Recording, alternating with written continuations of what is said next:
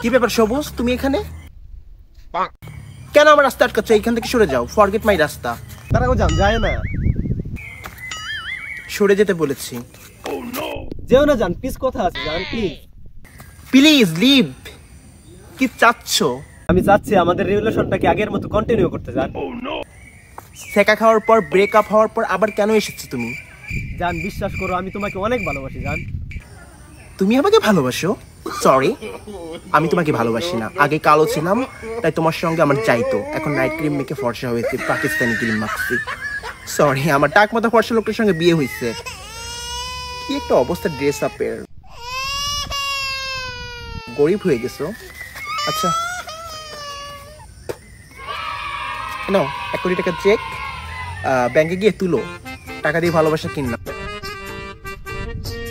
Forget me. Sorry, এই মুখটা দেখাও না।